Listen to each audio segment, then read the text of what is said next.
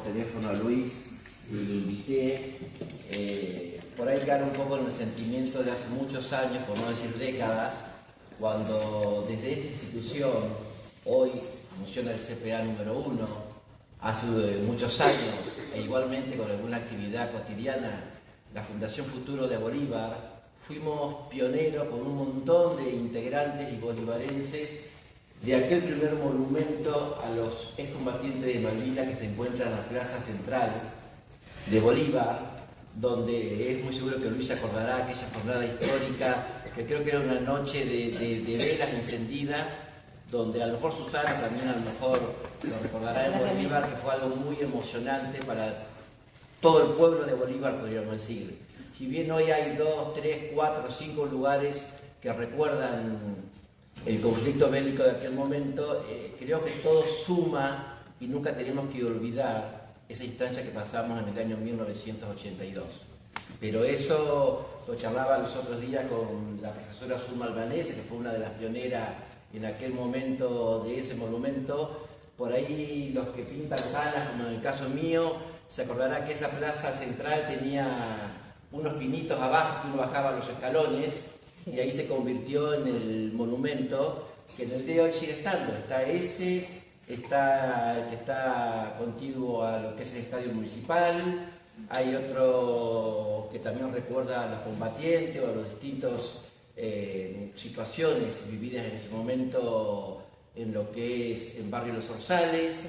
También hay otro, tenemos otro que recuerda lo que es al costado del puente de la Ruta 226, pero todo suma, es importante tenerlo presente. Esta iniciativa por parte de la Dirección General de Escuela también es más que positiva, para que no nos olvidemos que hay una causa y que es importante recordarla. Por eso decía a Luis que más que todo hacer un debate, por ahí algunos de ustedes nacieron después o eran muy pequeños, ¿por qué no tratar de interiorizarnos qué pasó en aquel momento y por qué pasó? Y por ahí ese fue el puntapié inicial, que si bien fue triste, a lo mejor sirvió para el retorno de la democracia, que en estos días tanto tenemos que cuidar, porque vivir en democracia es algo que creo que no tiene costo o valor alguno y que es importantísimo. Y nada más que nosotros, de un lugar o de otro, de un partido o de otro, tenemos que defender la democracia, que es lo que todos queremos. Creo que Malvinas fue el puntapié inicial para en el año 1983 volver a vivir en democracia, y gracias a Dios todavía lo tenemos, pero tenemos que cuidarla, tenemos que conservarla y protegerla. Así que Luis, te agradezco la presencia. Por ahí no sé si la profe de historia va a empezar con algún disparador, si los estudiantes que tengo en los talleres de arte, que yo recién decía que por ahí pintan canas, como en el caso mío, pero bueno, la idea es que por ahí nos cuente un poquito la historia, pero para no convertirlo en un monólogo, un ida y vuelta. Gracias. En primer lugar, lo que dijiste del monumento fue lo primero, y creo que fue para los 20 años, si mal no recuerdo. Sí. Hace 23 años. Sí, porque me acuerdo que fuimos pioneros en aquel momento y no era fácil, porque también hace 20 años, si bien ya estábamos en democracia, pero eran los primeros años de la democracia. Yo me acuerdo que hay imágenes todavía de esa noche histórica que se colmó la plaza por completo, que a veces encontramos esas multitudes cuando a lo mejor Argentina sale campeón mundial. Y bienvenido sea. Por ahí el deporte nos une. Y en estas causas que son tan importantes, a veces cuesta movilizar, tomar conciencia, trabajarlo, educar. Pero bueno, la idea es seguir y que no se pierda lo que fue el conflicto bélico de Malvinas, que tanto dolor le trajo al pueblo argentino. Bueno, me siento.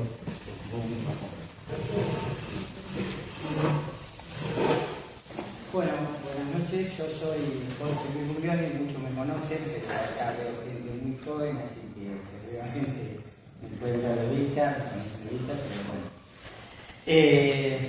Hace 43 años, ya parece mentira, pero ya pasaron los años, desde que Mauro tengo las canas, yo tengo bastante. Así que, bueno, nada, yo en 1981 soy incorporado a hacer el servicio militar en Parque Pereira, acá muy cerquita de La Plata, donde se había hecho un centro de reincorporación para conflictos. Y bueno, de ahí estuve 2 meses, después me dan el destino a Puerto Belgrano, muchos deben sentir que está cerca de Punta Alta, donde hay una base militar, que bueno, sigue estando, hoy ya eso funciona, pero muy leve, digamos, así como muy... se ha ido desintegrando, desarmando, ha pasado prácticamente toda la desguace.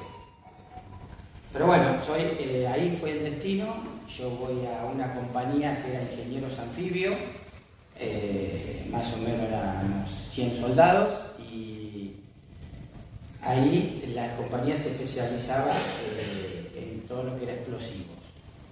Bueno, así que para nosotros, por supuesto, no teníamos ni idea, teníamos 18, 19 años, así que no fue fácil el principio empezar a practicar con todo eso que era hacer campos minados y poner trampas explosivas, todas esas cosas. Bueno, eso fue el principio y que nosotros decíamos, ¿para qué venimos a hacer esto acá si esto nunca va a ser utilizado?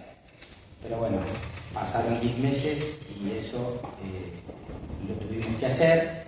Yo justo estaba en la sesión de los ingenieros, había los que estaban en apoyo logístico, había otros que entraban en carpintería, todo. Bueno, yo estaba justo en lo que era ingeniero anfibio, que era especialista, nos especializábamos en explosivos. Así que si bien yo tenía una experiencia de lo que habíamos hecho en el entrenamiento en el campo, en la parte de tierra, era todo con maderitas, cosas que enterrábamos, simulando a que era una trampa explosiva, sabíamos que eso no corría ningún peligro, pero cuando nos tocó de verdad, ahí es lo que se complicaba. Sabíamos que el error era cero, porque cualquier error que nos tocaba, que cometiéramos, sabíamos que nos podía costar la vida.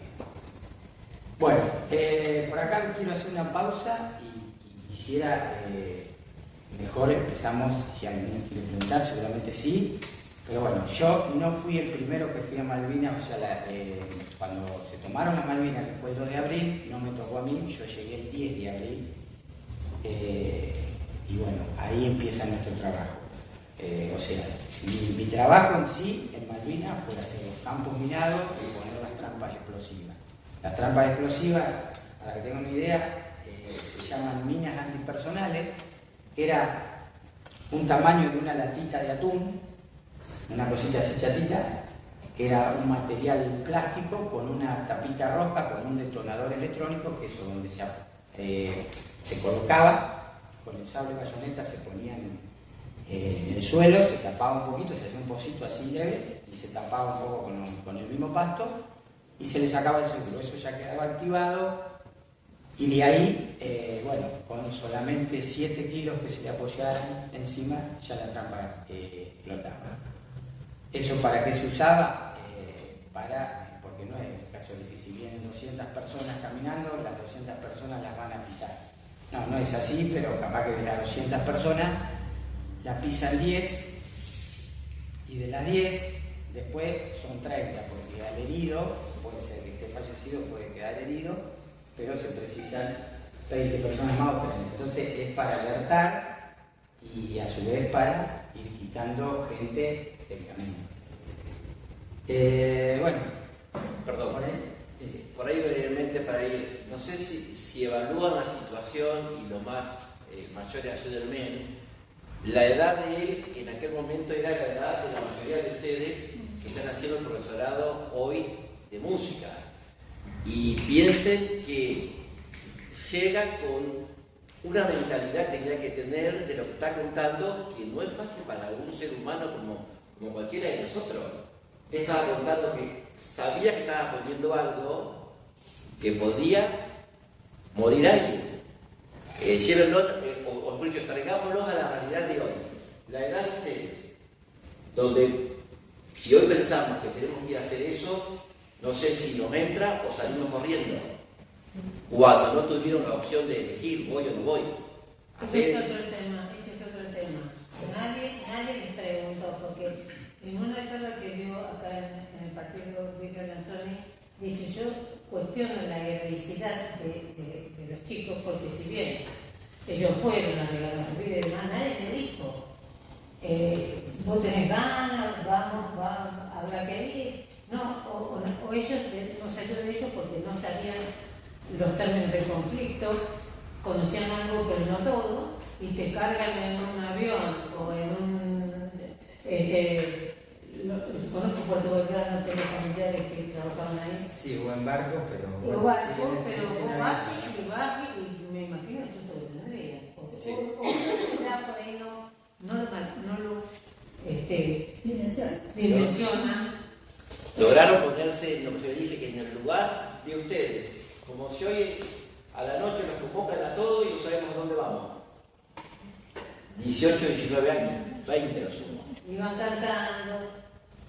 ¿Cómo, a raíz de eso, cómo fue el impacto para su familia? Porque si yo pienso que tenía 18 años, tenía familia a su alrededor. Bueno, yo por ahí me adelanté hoy y sabía que iba a retroceder, pero bueno, esto no lo dije, pero sabía que iba a surgir igual de la pregunta. Cuando nosotros vamos a Malvinas, yo había estado acá en Bolívar, yo fui el 8 de abril, que salimos, fuimos a Río Grande, estuvimos 2 días y el 10 llegamos a Malvinas, el 10 de abril. Yo había estado acá en febrero de licencia, más o menos, sí, había estado 40 días, porque no fue así, o sea, me fui en marzo, no había nada. Imagínate, nos faltaba solamente casi 4 meses para venirnos de baja, o sea, que se terminaba.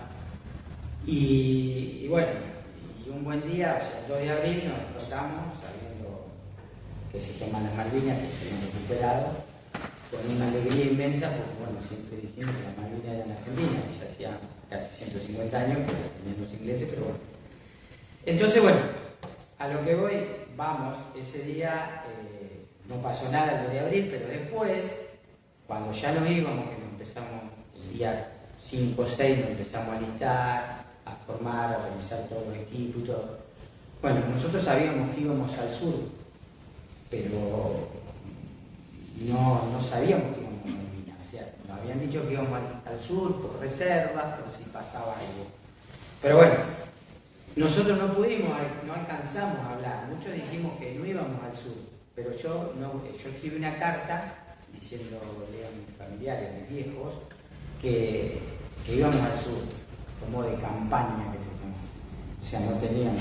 Ellos se enteran cuando estamos en Malvinas y yo calculo que debe haber sido allá por casi a fin de abril, más o menos. Y para nosotros, imagínate, estaba eso, la incertidumbre, de miedo, por supuesto, de qué va a pasar, pero bueno, algo nos imaginábamos cuando supimos de que estaban llevando todo lo que era la parte explosiva y todo, sabíamos que bueno, que algo iba a pasar. Pero bueno, pero fue duro porque, o sea, te llevaba a pensar de que no era algo que era fácil, también sin pensar de que los ingleses podían llegar. Porque cuando se empezó a hablar, dije, no, los ingleses no van a llegar porque están a, no sé, 18, 20 mil kilómetros. Sí, le pegamos gasto importante. Claro, y, o sea, no era fácil. Pero bueno, pero llegaron. Bueno, no sé si fue muy claro, pero más o menos. Te la hice media larga, pero bueno. No, pero más que nada saber eso por ahí, porque por esto del tema de la comunicación, cómo había recaído en acá, por ejemplo, el saber que tus papás no sabían, si te habías podido comunicar, porque obviamente no había un celular como hoy. Bueno, como ya me lo explicaste, escribiste una carta. Claro. Pero tampoco sin un destino definido, porque no. Creo que de mis compañeros, que éramos 5 en ese momento de Bolívar, uno solo tenía teléfono fijo, que habló una vez, pero no pudo hablar en ese momento. él creo que también mandó una carta y después, estando en Malvinas, creo que pudo hablar una sola vez que teníamos que ir a hacer cola a un lugar y yo fui porque yo iba a hablar a donde trabajaba mi hermana y no llegamos. Y bueno, hasta acá se cortó y había 100 para hablar y hablaron 60. Listo, y nos quedamos sin hablar. Sí, Recuerden- el teléfono no estaba en todas las casas de Claro, no, o sí. sea, era hablar a un lugar donde, o el trabajo de tu hermana, o un vecino, que Exacto. justito tenía que ocurrir que en ese horario estuviera el familiar o que sea. O sea, no era una comunicación directa como la podemos ya imaginar hoy en día. Piense que estamos hablando a 43 años para atrás, Claro. donde no había redes sociales, donde no había celulares, donde estaban los teléfonos fijos o quien En se algunos lugares, Sí, no en una todos casa, tampoco. nada más, por eso. Es decir, que no era fácil, Claro. y la única comunicación que por ahí existía eran los canales televisivos, como dice Luis, donde el mensaje es recuperamos Malvinas, era euforia, podríamos decir, alegría, pero no es como hoy que estamos acá y alguien que está en el mundo entero se está comunicando casi, hablamos 43 años para atrás, donde no había nada de eso, como dice Luis, y llegaba, me tocaba el turno a mí y no había más señal. Eran otras épocas. Yo creo que nosotros tuvimos, después que yo vine en Malvinas, recién ahí tuvimos televisor blanco y negro. Lo que se escuchaba mucho mi papá era Radio Colonia, Claro. uruguaya. Bueno, que por ahí decían siempre que los uruguayos mentían, o decían algunas cosas mentían, pero algunas cosas eran la verdad. Bueno, era todo un tema, pero bueno, pero para nosotros fue muy difícil. El día 8, que yo me voy, el 8 de abril, que salimos de la base de Puerto Belgrano y vamos al aeropuerto, o sea, de Jola, está ahí cerquita de Bahía Blanca, son 20, 30 kilómetros. Salimos en los camiones, eso nos unimos, con la lona atrás, sentadito, y yo me acuerdo que miraba el camino, y yo diría, voy a volver acá, o sea, lo quiero, porque el regreso, bueno, ya. Vos me decís, bueno, llegué acá. O sea, mirá, primero te digo, el ¿En qué 14... momento sentiste la vuelta vos? Cuando Ah, no, te dijeron que ya. allá te vas, cuando llegaste acá. Ya. Bueno, yo los últimos 2 o 3 días, yo estuve permanentemente, prácticamente en primera línea. Primera línea es 100, 200 metros sobre, pegado al mar prácticamente, después más atrás, haciendo los campos minados y yo tenía, mi arma tenía el fusil con 100 tiros, ¿no? Vamos a decir, 4 cargadores de repuesto y uno en el fusil conmigo. Nosotros tuvimos primera línea, yo no llegué a combatir de cerca las últimas 3 noches, estaba en un lugar que después yo, por haber estado prácticamente todo el tiempo en primera línea, a mí me relevan y me pasan a la parte donde estaba la compañía, que era en la parte prácticamente del pueblito, donde te dije donde acamparon cuando recién llegamos. ¿Qué pasaba? Los que estaban en primera línea corrían riesgo, pero después fueron replegándose cuando los ingleses ya habían desembarcado y prácticamente ya le habían tomado casi todas las islas, ellos empezaron a retroceder. Entonces nosotros estando entre la compañía, estábamos más seguros, pero las últimas que fue, empezó el viernes a la noche, sábado y domingo a la noche, el lunes 14 termina la guerra, lunes a la mañana, más o menos a las 10, ya éramos prisioneros, entonces ahí termina la guerra. Todo el sábado a la noche y todo el domingo a la noche fue prácticamente, y durante el día, pero en la noche era más bombardeo, que es el fuego naval, que son los buques, y los cañones que tiraban de 25 kilómetros. Le tiraban. Nosotros vamos a poner esta mesa, nosotros estábamos acá en el medio, a 100 metros teníamos una artillería de ejército, de cañones, ¿no? Y a 100 metros unas de marina. La artillería inglesa le tiraba a esta artillería y a esta artillería. Entonces nosotros estábamos acá a 100 metros no es nada. Entonces, cuando empiezan a tirar, empiezan a caer, la artillería esta desaparece toda, y esta también. Entonces nosotros estábamos acá en el medio y empiezan a tirar, a caer los tiros de artillería, y cada tiro de artillería que caía que hacía un redondel, por decir, de 7-8 metros en redondo y 1,5 metros de profundidad. Eso tiene, si cae arriba tuyo, por supuesto que desaparece, pero a su vez tiene la onda expansiva. Si cae acá, son 30-40 metros en redondo que agarra la onda expansiva y te revienta. Entonces nos caían a 30, 40, 50 metros. Nosotros dentro de una posición estábamos pensando que estábamos resguardados, pero si cae acá arriba, desaparece, quedase pesado ahí. Entonces salíamos afuera. Afuera estaban los vehículos que había, las casitas esas que estaban, y andábamos escondidos ahí, o sea, esas noches prácticamente no dormíamos. De día no se tiraban. Entonces, bueno, en esos momentos fueron re duros porque sabés que si te caías cerquita ibas a desaparecer. Pero gracias a Dios no nos tocó. Bueno, y las artillerías desaparecieron. Entonces el día 14, y ahí voy un poco a la pregunta, cuando se termina la guerra, que dicen son prisioneros, todos, como pusimos el 1907, gracias a Dios que estamos vivos. Y ahí es como que, bueno, ya empezamos a respirar, decir, bueno, nos salvamos.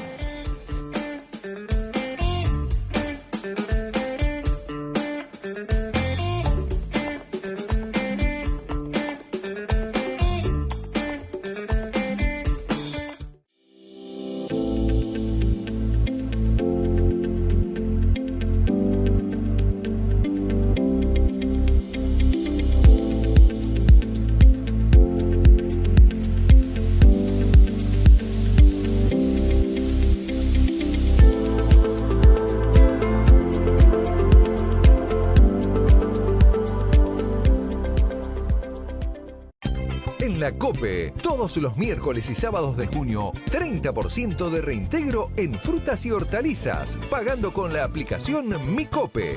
Bases y condiciones en www.cooperativaobrera.coop. El Ariano Sociedad Anónima, fabricación, traslado e instalación de piletas. Somos una empresa dedicada a la agroindustria náutica y de competición que hace 40 años te acompaña cada verano. Contamos con filtrado con gabinete, automáticos para molinos y reposeras, todo en fibra de vidrio.